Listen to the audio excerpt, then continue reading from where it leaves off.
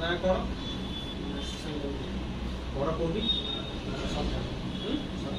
କେମିତି ଜାଣିଲ ଏଠି ସିକ୍ୟୁରିଟି ସର୍ଭିସ୍ ଦିଆହେଉଛି? ବୟସ କେତେ?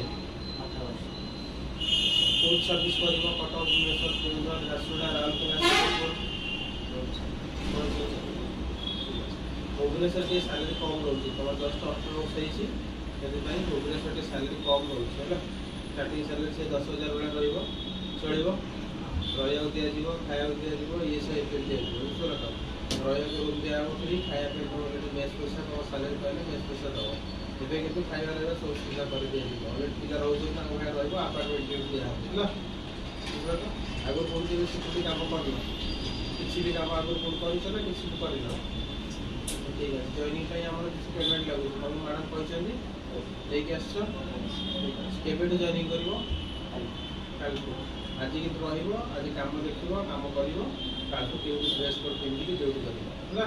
କେତେ ମାସ କ'ଣ କାମ କରିବ? ଯେତେ ଦିନ ବି କାମ କର, ଚାକିରି ଛାଡ଼ିବାକୁ ଜଣାଇବ ହେଲା।